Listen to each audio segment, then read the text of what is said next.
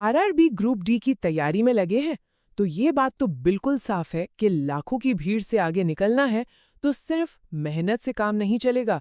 एक स्मार्ट, एक solid plan चाहिए। तो चलिए आज मिलकर वही सटीक रणनीति बनाते हैं जो सिलेक्शन तक ले जाएगी। हमारा पूरा सफर 5 हिस्सों में बटा होगा। सबसे पहले हम परीक्षा के ब्लूप्रिंट को समझेंगे। फिर देखेंगे कि फ्रेशर्स और रिपीटर्स के लिए सही रणनीति क्या होनी चाहिए। इसके बाद स्मार्ट वर्क के असली मतलब को जानेंगे। तैयारी के वो 3 पिलर समझेंगे जिन पर पूरी इमारत टिकी है। और आखिर में मॉक टेस्ट के जरिए अपनी कमजोरियों को ताकत में बदलना सीखेंगे। तो सबसे पहला और सबसे जरूरी कदम है परीक्षा के ब्लूप्रिंट को समझना। देखिए, किसी भी लड़ाई को जीतने से पहले मैदान को समझना बहुत जरूरी होता है। और हमारे लिए ये मैदान है परीक्षा का पैटर्न और उसका सिलेबस। तो सारा जोर कहाँ लगाना है? ये चार्ट बिल्कुल साफ साफ बता रहा है। रीजनिंग 30% वेटेज के साथ सबसे बड़ा हिस्सा है, लेकिन खेल अभी बाकी है। 25% साइंस और 25% मैथ्स, मतलब कुल 50% मार्क्स तो सिर्फ इन्हीं 2 सब्जेक्ट से आ रहे हैं। इसका मतलब साफ है, एक बैलेंस बनाना ही पड़ेगा। कोई भी सेक्शन हल्के में नहीं लिया जा सकता। और अब आता है सबसे बड़ा चैलेंज, 90 मिनट में 100 सवाल। इसका सीधा सा मतलब है कि एक सवाल के लिए 1 मिनट से भी कम का वक्त मिलेगा। यहीं पर स्पीड और एक्यूरेसी का असली टेस्ट होने वाला है।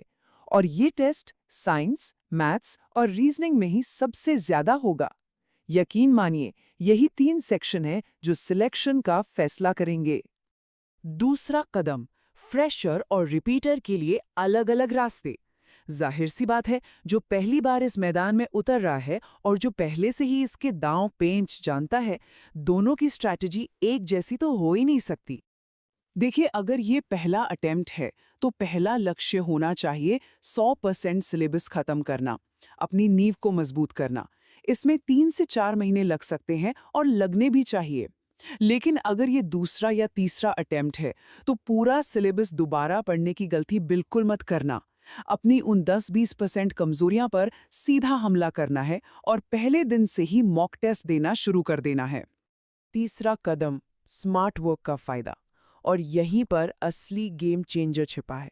मेहनत तो सब करते हैं, लेकिन सिलेक्शन उसका होता है जो स्मार्ट तरीके से मेहनत करता है।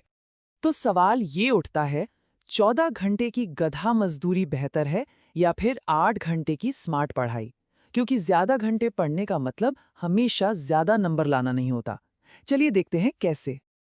जो हार्डवर्क कर रहा है वो 12 से 14 घंटे पढ़ता है, सब कुछ पढ़ने की कोशिश करता है, और नतीजा, सिलेक्शन में 2-3 साल लग जाते हैं। वहीं दूसरी तरफ स्मार्ट वर्क करने वाला सिर्फ 6 से 8 घंटे पढ़ता है, लेकिन अपना पूरा ध्यान सिर्फ हाई वेटेज वाले टॉपिक्स पर लगाता है, जैसे मैथ्स में प्रॉफिट एंड लॉस या CISI, और रीजनिंग में एनालॉजी या सिलोजिज्म। और नतीजा, 6 से 12 महीने में सिलेक्शन।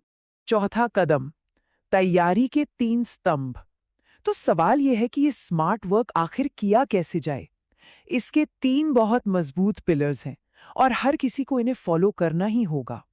पिलर नंबर 1, सिलेबस पूरा करें, मतलब सिर्फ ऑफिशियल सिलेबस, उससे 1 इंच भी ज्यादा नहीं। पिलर नंबर 2, हर एक चैप्टर के कम से कम 100 से 200 सवाल लगाकर प्रैक्टिस करें, तब तक जब तक वो दिमाग में छप न जाए। और तीसरा पिलर, मॉक टेस्ट। ये आपको असली एग्जाम के माहौल के लिए तैयार करेगा। ये 3 कदम सफलता का पक्का फॉर्मूला है।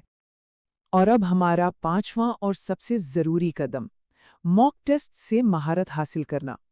सिर्फ मॉक टेस्ट दे देना ही काफी नहीं है। असली जादू तो टेस्ट खत्म होने के बाद शुरू होता है।